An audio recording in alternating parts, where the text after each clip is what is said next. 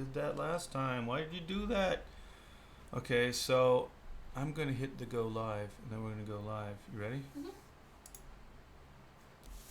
5, 4, 3, 2, 1. Going live. Are we? Are we? Are we live? Are we live? I think we're live. We are live, Amanda. Yay! Yes. So, hi, Artie Bear here, and we are going to do a Galaxy's Edge. Walt's Vault. So it's going to be, we got a special guest. We got Amanda T. Bear here, my daughter, and she went to Disneyland yesterday, and she hung out at Galaxy's Edge with her boyfriend. So we have photo pics and stuff, and I was kind of inspired by her this morning. She came in. She was very passionate. She was very passionate about. She had strong thoughts about Walt Disneyland's Galaxy's Edge, Star Wars Galaxy's Edge. Hey, Aaron. Hey, Victor. Hey, Amanda. We have people in the chat. Hey. Okay. Actually, I'm going to turn off the camera, and then you can read the chat with me. Oh, cool. Yeah. So let me go back. See if anybody actually agrees with me who's been there. It's okay if you disagree with me, but yeah, you're probably not. Yeah. So you guys, this is my daughter Amanda T. Bear, and she's in this picture right now. So I'm going to try to set her up to where she can see and read the chats too. And I'm just going to point out just right there, just immediately, look how little people there are in that photo. Yeah. So Amanda's she's a comic. Well, she's not a comic book artist. Well, what would you're a fine artist. Yeah. You just graduated from college.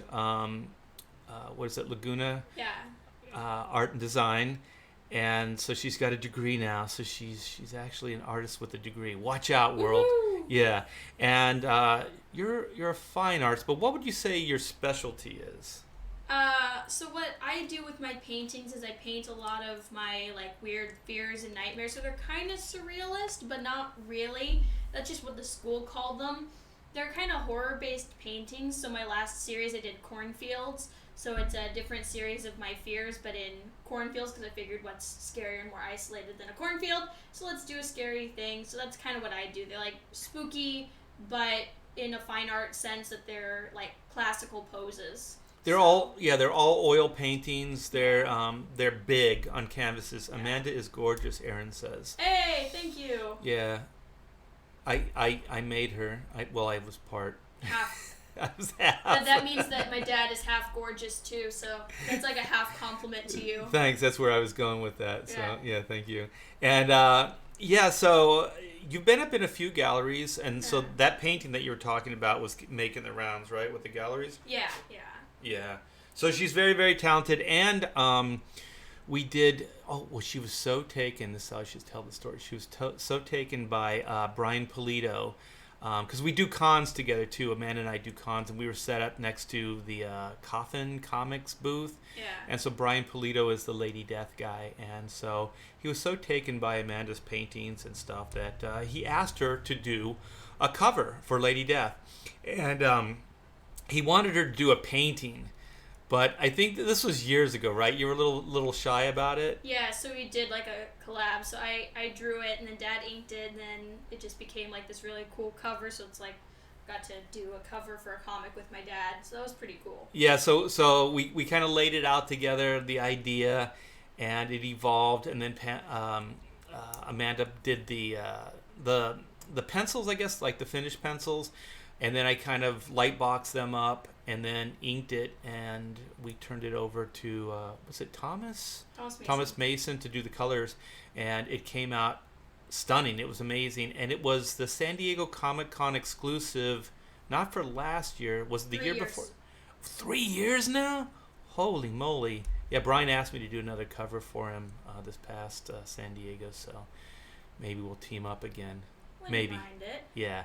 But so, on to Star Wars. Yeah, so I just wanted to preface it and give you a little bit of backstory on Amanda. She wants to talk about Star Wars Galaxy's Edge so bad. So the title is Good or Not So Good. So we want to have Amanda talk and give her firsthand. So this isn't like some YouTuber. This is an actual person that actually sort of paid money to get in. Yeah. one thing, I was let down. Oh, well, you're not supposed to start with that. I'm starting off with that. No, we got to lead into that. No, I'm not leading into it like that. I mean, the visuals were stunning. Like, I gotta say, walking into that, you definitely felt like you were in a different world.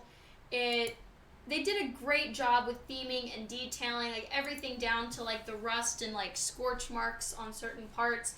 The Imagineers did fantastic. And as for Sightlines go, because I know that's a huge thing at Disney, when you are like, I don't know what to call that area. What would you call that area back behind the Millennium Falcon Dad over on that side? It's the queue, right? Yeah, the loading queue. Yeah. They did a great job keeping the sight lines very good. You can see like the spire for Big Thunder, but since all the other rocks are very similar, it feels like you're still in that area, so I will have to tip my hat to the Imagineers for that one.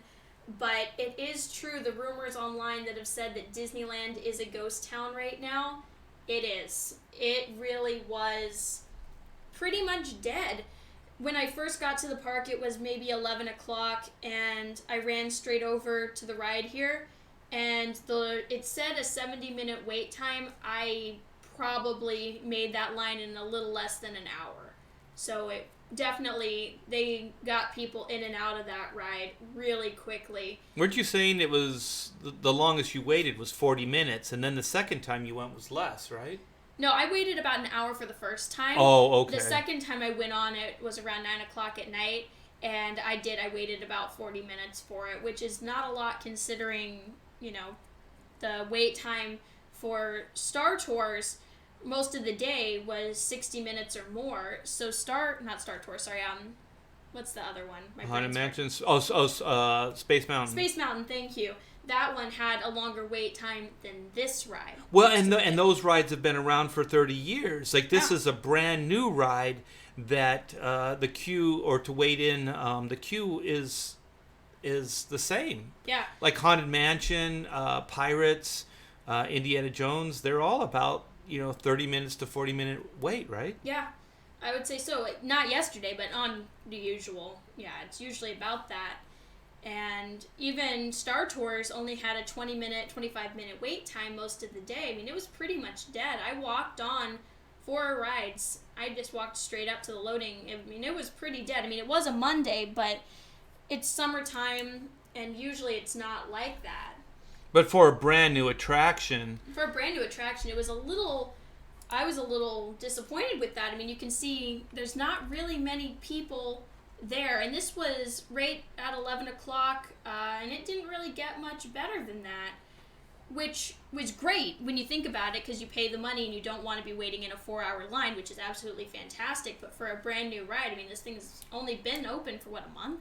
Yeah, and the Hagrid's coaster ride in Hollywood, what is it, Universal Studios in Florida, I think they're still saying 3 hours for that line. Yeah. And that opened up around the same time as Galaxy's Edge. And you would think, Star Wars being the big, A-list, IP, that they would have more people here. So this is really incredible that there's so little of a turnout. They built a Star Wars land and no one showed up. Hey, I have a theory. That right there is an exit entrance, and it's over there by Big Thunder, right? Yes. So if you just keep following those doorways, it kind of ends there, right? Yes. And then if you take a left from there, it takes you to Fantasyland, right? Correct. Okay. And then right is Frontierland, Big Thunder, right? Yes. Okay. And that's where they used to have the animals, right? They had the little farm. The petting zoo, yeah. But another thing that I just had to point out is just how disappointing it was in terms of lack of characters. I mean, right now you can see stormtroopers. Oh, no. Yeah. Yeah. Well, but keep going, yeah. All day we saw 4 stormtroopers total. We saw Boba Fett, but he wasn't even in the Star Wars land. He was actually in front of Autopia. And then we saw Chewbacca, and this is where I start to get a little weird with Disney. I mean, honestly, they have money, but you can pay more people to walk around and be in character. I mean, it would be nice to have stormtroopers walking around more. I mean, we were there most of the day because we just kept popping in and out because we didn't know what we were doing. We were just walking around. And it sounds bad, but Knott's Berry Farm, they have the Ghost Town Alive right now. There's characters everywhere. Everywhere. It's amazing. You actually feel completely immersed in the environment just due to the amount of people who are in character in that environment.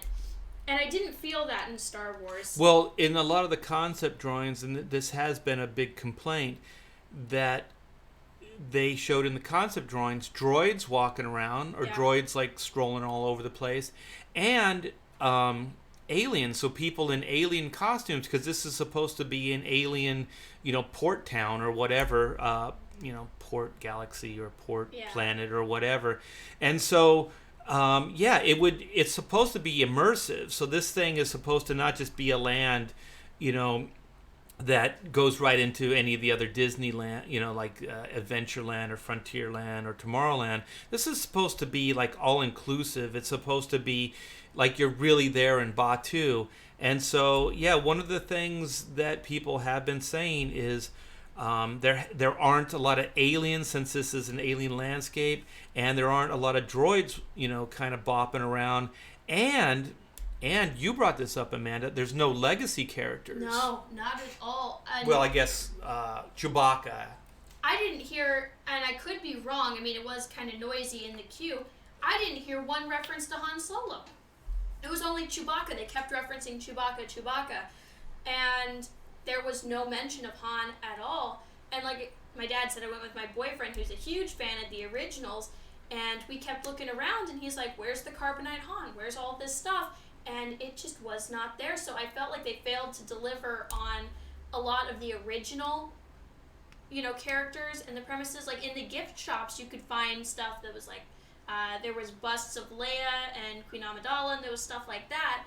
But in terms of really bringing through the original characters, it just was not there.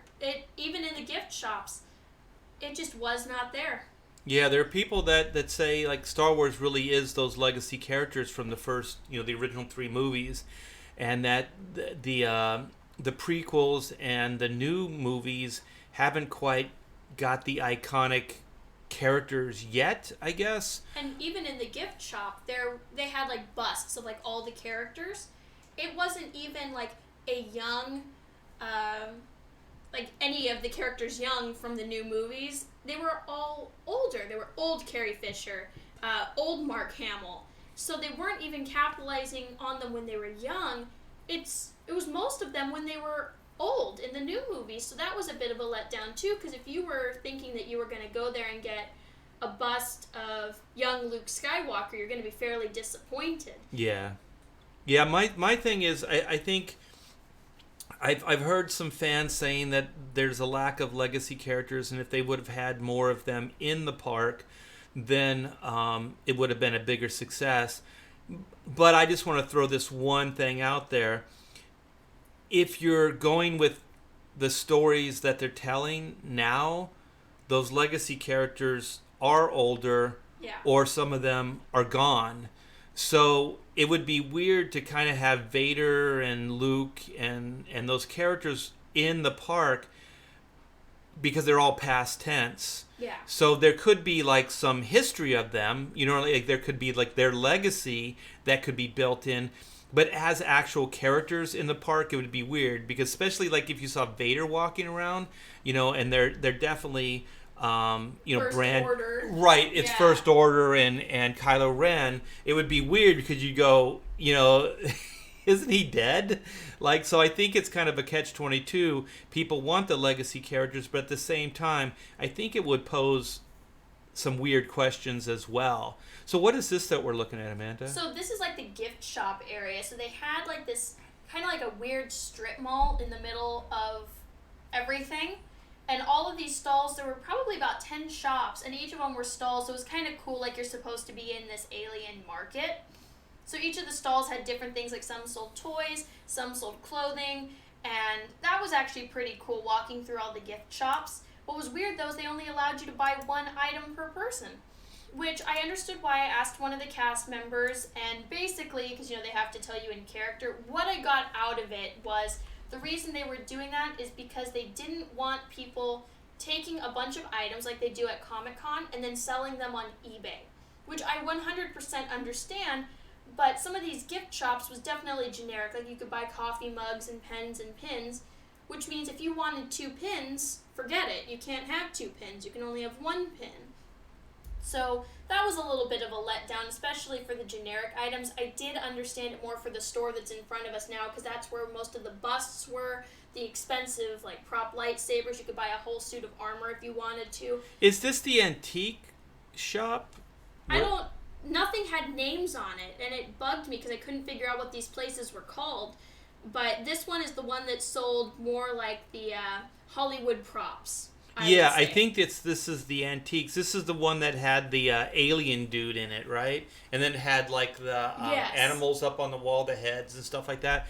I have pictures. I don't have this in order, you guys, so I have a lot of tabs here, so I'm trying to keep it focused, but it's a little tough. Where are my others? Well, I think we're just going to have to go. Okay, we have this one. Yeah. I'm trying to show all the park in the daytime and kind of the overall. So this is this coming from the Resistance area? Yeah, this is actually as soon as you walk into the park. Oh, it is? Yeah, this is one of the first things you see when you look to your left. And like I said, look at that detail. It's absolutely fantastic. The Imagineers really outdid themselves. It looks aged, and it looks, like I said, all the details are amazing. So I definitely have to give them that. Down to the lamps. You can see the lamp on the right-hand side. It's kind of a little tiny up by the tree, but look at that thing. It's really themed out, crazy, and I like that. But there's even blaster, you can't see them here, but on some of the walls, I think in the more first order area, there's blaster holes and stuff, right? Which are really cool. But that's another complaint that I had.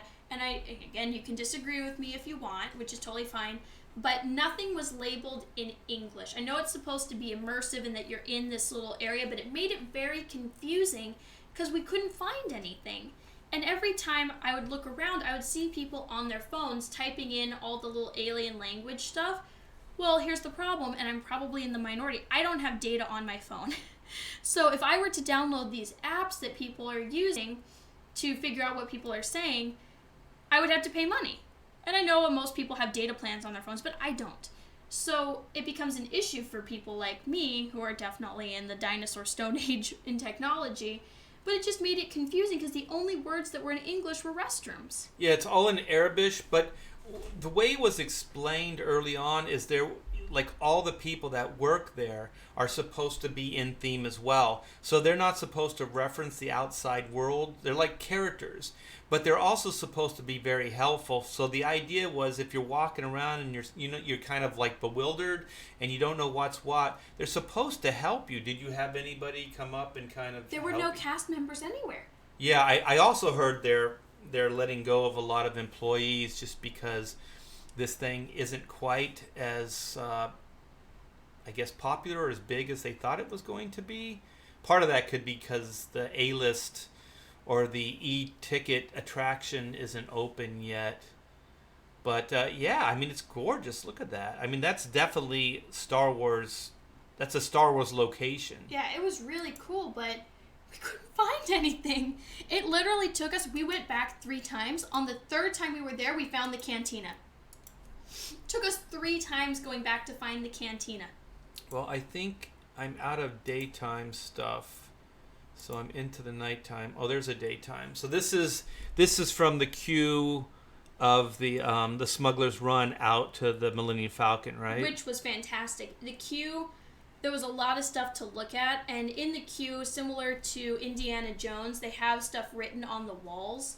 What Indiana Jones should do is bring back the decoder so you can figure out what they were saying. But like I said, if you had the app on your phone, you could understand what all this stuff said. I didn't. Oh, it's in Arabic. Oh, okay. Yeah, so everything that's written on the walls is in that language, which again was difficult for me, but luckily there was a guy in front of me who had the decoder on his phone, so I kept looking over his shoulder. Oh, that's cool. You know what? I do remember the Indiana Jones because we rode on that. Mom and I were a preview night, and they were handing out cards, like decoder cards, so you could figure out what things said on the walls. Most of them were just like, don't enter, enter and die, or, this is cursed. So it would have been cool if they actually handed out some kind of decoder cards. Yeah, or had it on the bottom of the map, like the Disneyland map. Yeah, to where you could translate it for yourself, other than, like you said, having data. And looking over people's shoulders, I felt like a creep. Yeah. But I kept looking over the guy's shoulder. I was like, oh, okay, that just says a number. Thank you. Yeah, this looks massive, though. Look at this ship. It's huge, and it was interactive. It did make noise, and it was definitely really cool. But again, it failed to deliver on the promise of human interaction. Yeah. So they were supposed to have characters working on the ship or walking around outside of it. I didn't see one. Yeah, they were saying, I knew that this would go away quick, and I haven't heard anybody that said that they did this, but sometimes you would see Chewie on top of the Millennium Falcon working on it, and I have not heard anybody say that they've seen that yet. So that's an early promise, or things that Disney was saying that they were going to do as well. So, but the Millennium Falcon engines fire up every once in a while, right? Yeah, and you have to admit, when you're standing in that queue, which, by the way, moves very fast. You're not standing in one spot for very long. It moves very, very fast. Out of all the Disneyland rides, I would have to say that this queue moves the fastest, which is really nice because it's hot. It's hot in there? Oh, it's very hot in there. And it was a little uncomfortable until you get inside, but thankfully the queue moves very fast. So this is when you went later in the day, right? Or at night, right? Yeah. Yeah. Which, it's lit beautifully at night. They did a great job. Like I said, the decorations, everything, spot on. Great job. So these are those little view windows that you can see from the outside that kind of wrap the back of the Millennium Falcon, yeah, right? And like I said, they kept the sightlines great, so even when you are on the higher elevation, it's not like you're taken out of the experience of Star Wars Land. Unlike, in the case you guys have been to Disney lately, Autopia, they had to cut one of the trees down. So when you're standing on the top of Autopia and you look to your left, you see that it says Marriott, Hotel, or Courtyard Marriott. Oh, It yeah. definitely ruins it. So sightlines are very important at Disney, and the Imagineers did a great job with Yeah, that. look at this rock work. I mean, that's, 100 feet up or so. Yeah. Well, it's probably like 40 or 50 feet. But it was great. They did a great job with that. Yeah, that looks amazing. I mean, that looks like his name's Earl. That's Amanda's boyfriend. Look how cute he is. And they did, The you guys lightsaber. built a lightsaber, right? Yeah, he geeked out a little bit with the lightsaber. I thought it was real cute. But it definitely was immersive. But look, there's no people. Yeah. You can see them a little bit on the right-hand side in the queue, but, I mean, that's the queue for the ride. There's no one... And that wasn't just people really being polite to get out of our way for the photo. Right. There was nobody there. Yeah. We got some great photos just due to the lack of people. I might take your mom because you're never going to see the park like this again unless it's a No. total flop and it gets worse. But I don't think it will. I think as soon as Rise of the Resistance is up, I think this place is going to boom again. But I think it had two things going against it. One is the Rise of the Resistance attraction, which is supposed to be it's supposed to be bigger than the Smuggler's Run, and that didn't they up the ticket prices? Oh, definitely. And like I said, they upped the prices of just about everything. Usually my boyfriend and I go for the corn dog stand because it's cheap. Usually it's around $7.50 for a corn dog. We ordered 2, no drinks because drinks are expensive. And the lady was like, okay, it's going to be $20.15. And I was like, excuse me? For 2 corn dogs? For 2 corn dogs. It was over $20 for 2 corn That's dogs. $10 a corn dog. It was. I was almost ready my- to just give up on that corn dog, but I do like their corn dogs. But yeah, they upped the prices, $4 for a corn dog. So everything has increased significantly in price. Oh my It god. was absolutely ridiculous. See, that's gougy, and that's hurting them. I do, and I like a lot of the YouTubers that are talking about Disney and especially Galaxy's Edge, that Disney's getting a bit gougy with their food. 25 to park. Are you Right. kidding The me? parking went up. The hotels went up. Everything went up because I think this is the way business used to work, Amanda. I'm an old guy, but it used to be like supply and demand. So if the demand is high, sometimes you'd lower the price. So, well, you used to lower the price because you make it up in volume. So, if you get more people in the park, they don't have to charge as much because they're making it up in Yeah. volume. But now they're like, oh, well, you want to go to this place? Well, it's going to cost you a premium price. So now it's almost feels like It's elitist. like a blackmail kind of like, oh, you want this? Well, guess what? It's going to cost you an arm and a leg instead of going, because Disney was supposed to be for the everyman. It's supposed to be for the working class, family. And now, how can you afford this? And like $10 for a corn dog? And like I said too, and again, maybe I'm hyping up Knott's Berry Farm too much, but the Ghost Town Alive is immersive. When you're paying, because it's like $75 to get in there, you're paying for that, and it delivers 100%. This I felt didn't deliver, and that's why I'm making this video. I'm not saying that it wasn't great and it wasn't immersive and the ride isn't great. I'm just saying that they hyped up this brilliant promise and they didn't follow through with it. And I actually found another article online saying exactly what I just said about Knott's Berry Farm. It is immersive, and they also said it about Universal Studios. The Hogwarts area, they delivered on that promise through and through, and I just felt that Disney didn't. And when you have a name like Disney, I it's sad to say, but this is my theory, is this Star Wars land going to be to Disney what the Disneyland Paris was? It just didn't quite live up to what they had imagined for expectations and fan expectations, and I don't know. I wanted to see this succeed so bad, and it's not. Well, you think it's a slam dunk, right? It's Star Wars, Disney, yeah. Like, and the weird thing is, they had that Cars Land at California Adventure. Cars Land delivered on the promise. Right, and How? Yeah, I had no interest in any of that, and to be honest, I thought the movie was okay, but it wasn't great. That Cars attraction, that's amazing. oh my gosh, like that thing is so cool. Like, how would you think? And then all the audio animatronics in that, the talking cars and everything. Like I said, It delivered on the promise because every time you go there, there's a car. There is one of the cars from the movie. I did not feel that when I was in Star Wars Land. Oh, they have the car that drives around, right? Yeah, they always have either Lightning McQueen or Mater or what's the tow truck, yeah, the chick girl, car. yeah, the There's always Corvette. a car that rotates in between the sets like every 15-20 minutes. It's very well done, and I just did not feel that with Star Wars Land. Well, I really did not. Well, that's one of the things that they were talking about and that they pitched early on with Galaxy's Edge is that all the parks have a kinetic energy, meaning they have some kind of vehicle or some kind of movement that's in the park.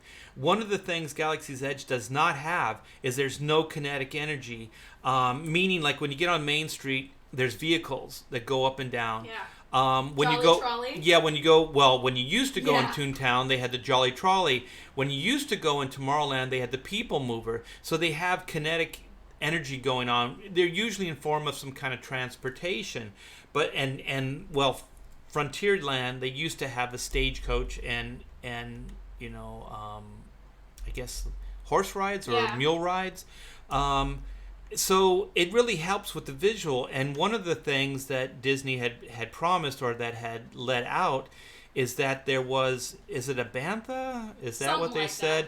It's one of the Star Wars animals, and that it walks back and forth. And one of the things that Amanda and I theorized this morning when we were I showed her. If you guys look online, there's some video of them working on the attraction, which it was going to be, you climb on top of this giant bantha or whatever the heck it is, and it will walk back and forth. And one of the things when Amanda was talking about the Resistance side is that the walkways are really, really wide. So we were talking that maybe that's where that bantha would have walked back and forth, like take you into the city. To be honest, I don't know, because part of the problem, you could be right, but when you're walking from bear country into that area, there are no visuals. There's absolutely nothing. I actually felt like I was still in bear country until I saw the X-Wing, which is really shocking to me that they could have. It was probably a good 3-4 minute walk, and there were nothing that tied it, absolutely nothing that tied it to Star Wars Land. It literally felt like it was just an extension of bear country with trash cans that had Star Wars stuff on it. So it was wasted space. It was completely wasted space. Whereas when you walked in from the Big Thunder side, it was not.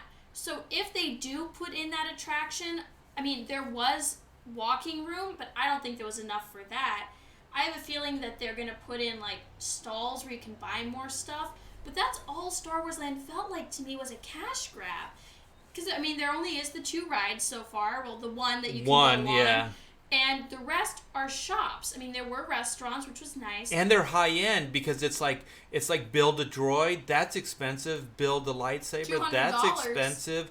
Olga's Canteen is expensive. So if you Which want, you have to have reservations for all of these things. Yeah. So if you want to get any kind of immersive, be part of the land, you have to pay more money to be kind of part of the experience.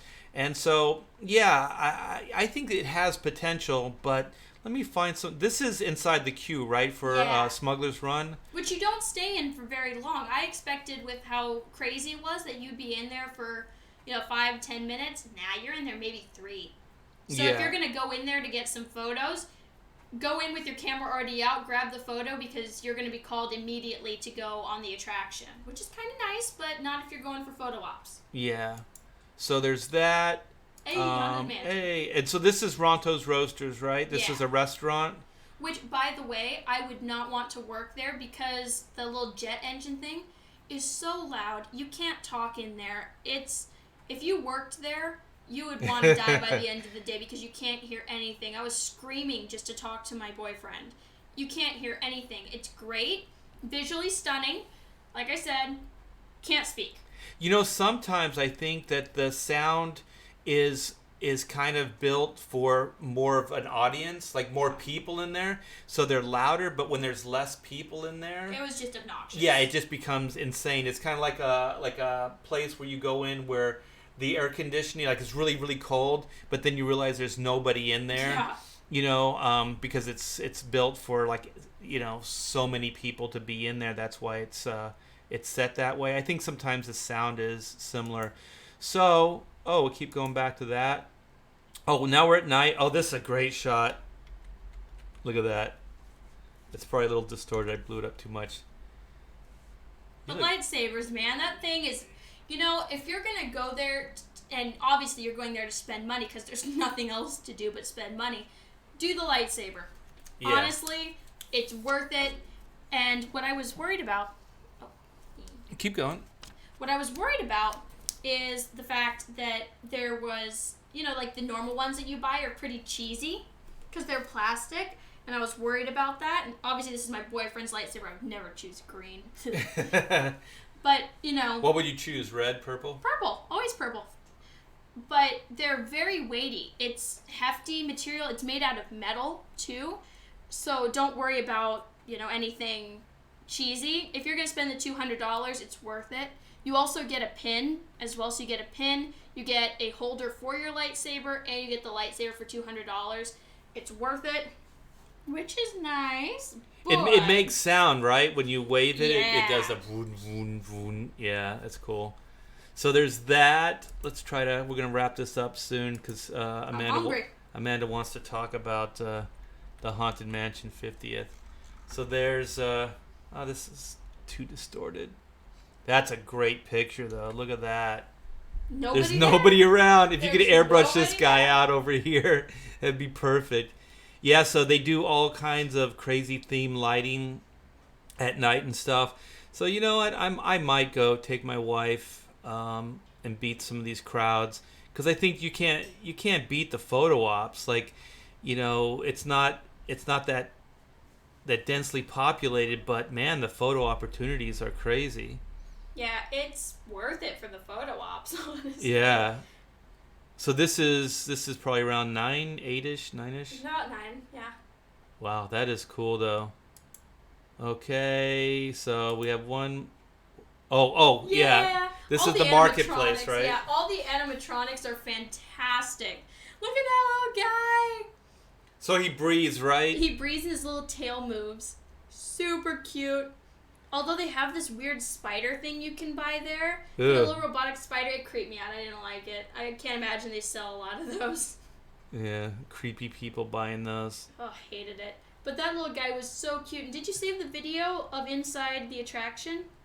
I did not download it. Maybe we'll do another one because Yeah. I know that you have to go to work and we're going to go to lunch after Yep, this. I'm a Frappuccino monkey. All right.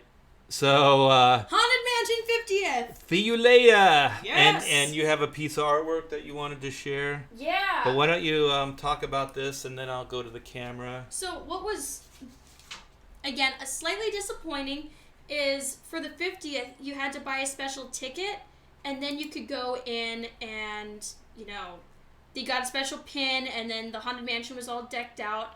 And with all the themed merchandise that was there, they were capitalizing off it big time, but all the cool things they had done to the mansion were gone. Like, there was like a little cake topper, and it said 50th, and stuff like that. And I expected it to stay, especially with the fact they were capitalizing so much on the merch, but it was just the normal, Haunted Mansion, which you can't really complain about. But what they did have that was really cool is all the guys who were doing caricatures were doing amazing pieces of artwork in watercolor and ink for $35. Honestly, I thought it was better than a lot of the merchandise they had there. So, of course, I had to get one. But Well, they have live actors, just as a cool thing, they have live actors in the Haunted Mansion or live ghosts or whatever. Yeah, just for that night, though, that you had to pay a premium for. Oh, really? Yeah, all the cool stuff, like the lighting that they did, the special lighting in the fog, was just for that special ticket price, which I was disappointed about, because like I said, they were capitalizing so much on the 50th. All the merchandise said 50th Haunted Mansion, 50th. None of that was in the ride. Like I said, they even took out the cake topper that said 50th. I was like, you're kidding me. You can't even leave that in there. Oh, man. So I thought that was going to stay there because I saw the videotape. I thought it was too. So even the 50th banner that was out in front over the doorway, that's not Gone. there? So they just did it for that one special night? Just that one night, which I was disappointed with, especially how heavily they're capitalizing off the 50th. Sketch Therapy says, congratulations, your daughter is smarter than Disney. Yeah. Hey! That's a compliment. I think they'll get it together. I think they just got a little greedy, and I think they didn't figure on the real Star Wars fans. So I think I know why they couldn't do the legacy things, because they're trying to build and they're trying to move forward from here. So I understand that, but I think the legacy of those characters should have been felt in the park. You know what I mean? Like there should be a weird Vader vibe. You know what I mean, to the park, like his spirit remains, or even like maybe a shrine to the dark side, or they could have done something even just as simple as that, and it would have felt more authentic for the people who definitely like the older movies, because like I said, there's no ties to it whatsoever. They didn't even say Han Solo with the Millennium Falcon. It was Chewbacca's Millennium Falcon. Yeah. So they should have had some kind of legacy of the people that owned it and flown it, and even Lando, have like a mention of him or something. There was a Lando doll. It was actually kind of creepy. It was like a little Lando voodoo doll. Yeah, it's like a stuff, like it was handmade or something. I think creepy, I think I saw that. Yeah, that's pretty weird. But yeah, I mean, I think that's what they're going to have to do. I think they're going to have to bring in some of the legacy stuff, but they're going to have to bring it in as far as like a past tense, like their presence is there, but you know what I mean, that they're not actually there, because if they're going to keep it tied into the new movies, it's going to be practically impossible to do that. A Vader church. Yeah. The Church of Vader. I find your lack of faith disturbing. There you go. All right, Disney, I just created that for you, so now you owe me. Oh, someone says Amanda is a barista. Yep. Yeah, she's taking what they're given because she's working for a living. We should do a whole episode based off of that. I can tell a million stories. Oh God, coffee! Your life as a coffee barista. You were gonna write a book or something, right? Oh, definitely. I need to do that. Let me see if I can do this. So I'm gonna go back and I'm gonna share this. This is a really cool collectible Photoshop webcam. All right, let me turn this so it's back on me and not on you. I'm sure they would like to look at you though. It's fine. I don't care. Webcam. Boom. There we go. All right. Like I said, this was a cooler thing than a lot of the merchandise they were selling for the 50th. It was only $35, you know? This guy painted it while you were there. Yeah, it's the caricature guys, and all of them are doing it, but I found one who was doing it in color. The other ones were in black and white, which were cool, but that little bit of color really made a difference for me. And all the other merchandise, again, was cool, but in comparison, I think I got the better deal with this one. No, this is a great souvenir, and it's got the 50th on there, and it's hand painted. This is inked and hand painted, and it's on Bristol board. What is this? Illustration board. Ooh. Cold press too. Yeah, this is thick. This is thick board. So you're gonna frame this, put it up in your room? Of course, but you know, it just, I felt like Disney let us down, especially with the whole 50th hype. At the very least, all they had to do was leave the stupid cake topper, and they didn't. Yeah. The lights on the pet cemetery were gone, the fog machine was gone, the banner was gone. So that was a letdown, especially if you were going to celebrate the 50th of the Haunted Mansion. Star Wars Land did not deliver on the promises that it should have. You know, it just, I love Disneyland, but I felt myself, and I'm being completely honest with you, and my boyfriend, who's a huge Star Wars nerd, he's horrible. It's, oh my goodness, that guy needs to stop. He even said he felt more drawn to the other lands, not Star Wars. You know, because there was nothing to do. We just found ourselves walking aimlessly, and we were bored. So we went back into the park, because not that it's, you know, not great Star Wars Land, but the other lands just delivered where the Star Wars Galaxy's Edge did not. And we just felt ourselves leaving and then coming back because we're like, well, we should go back there because it's new. It was like a guilt thing. It actually, we were guilted to going back. You wanted to get your money's worth out of it, yeah. Yeah, we were guilted into going back. Well, I'm sorry. Yeah. You said that R2-D2 is in the park, but he's in the Build-A-Droid building, and you don't get to take a picture with him. You can take a picture of him, but not with him. Yeah, so he's there. You just can't take a photo with him, which made me mad because all those awesome dudes at Comic-Con who build their own, they're like, can I take a picture with him? I'm like, yeah. Take pictures, take videos. I don't care what you do with him. He's awesome, right? It was not like that. They had a guy, I asked if I could take a picture with him, and the guy shook his head no. And then I was just like, wow. So you pay all this money and you can't even take a picture with R2. Never Cold says, guilted into going back. Too funny. Yeah, it's funny, but it's actually pretty telling as well. So I don't know if anybody from Disney listens to a lot of these YouTubers that are talking about this stuff. I think they need to listen to what's being said, and also they really need to come down on the prices because the other amusement parks, even in Southern California, are a lot more reasonable, and the parks in Florida are way more reasonable. And Disney did jack up the price just before Galaxy's Edge opening, so they were pretty much cash grabbing. I understand these things cost a lot of money to build, but they need to make the money over time. They shouldn't look at it as trying to recoup the money within the first month or two, especially when they did not deliver on the second attraction. I think.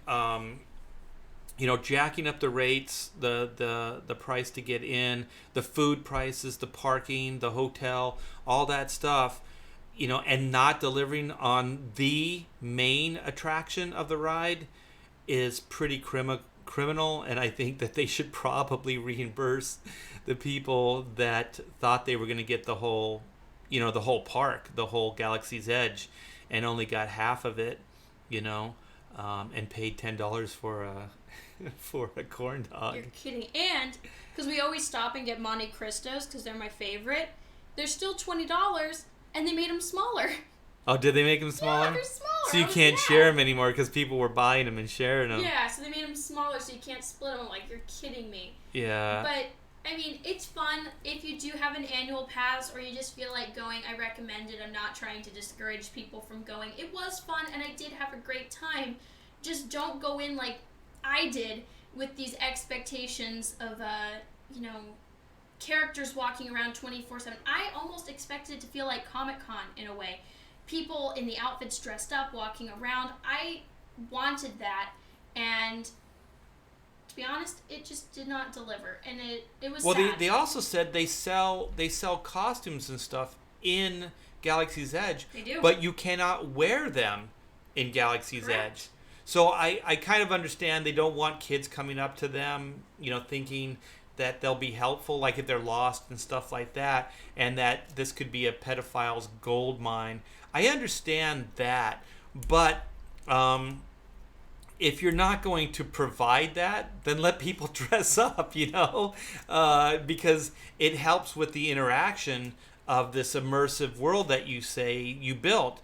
So, get some aliens walking around, get some people that look like they're smugglers, Something. just stuff like that. The Stormtroopers is cool, But I only saw 4. Yeah. All day, I only saw 4.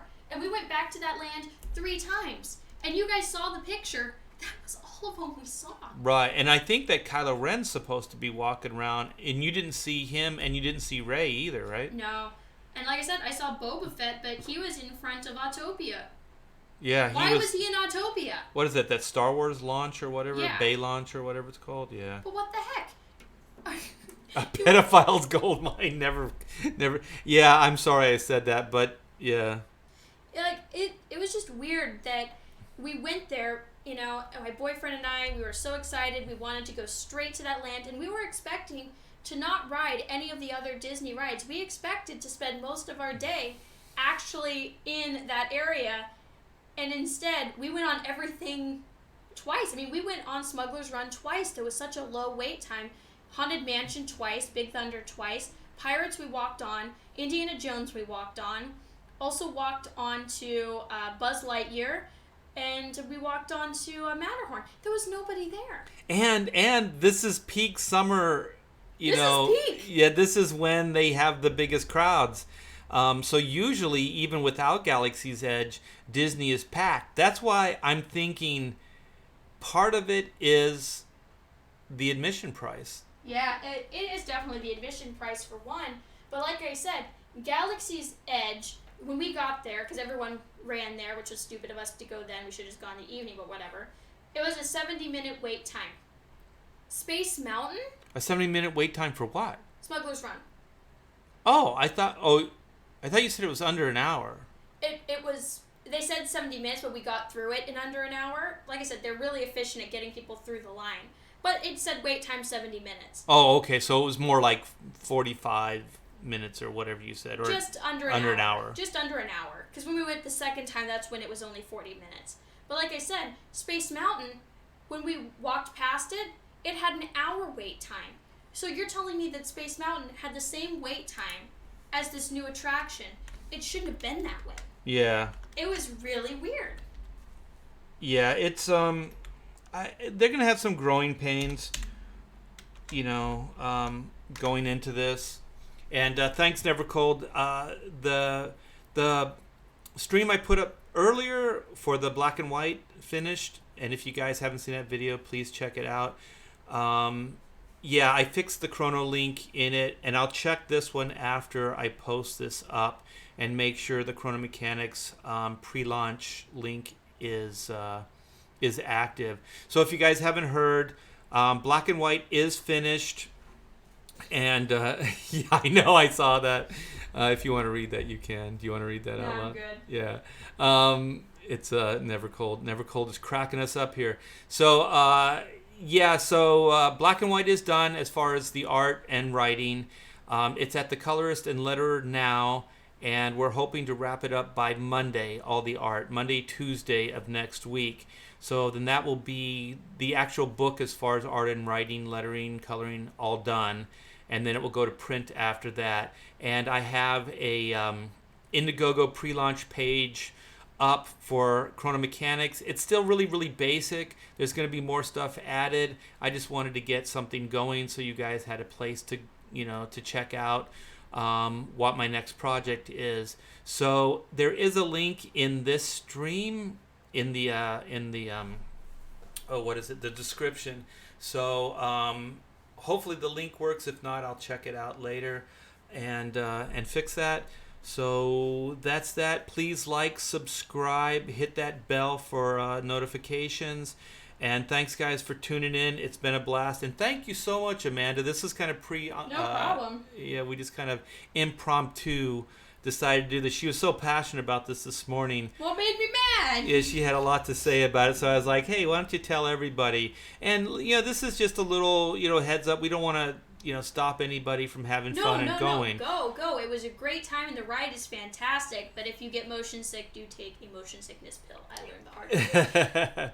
Yes. So thanks, guys. Have a great day, and we'll talk to you later. Yes, thank you. Yes, thanks. And Nevercold said thank you, Amanda and Art. So thanks, guys. Thanks. Take care.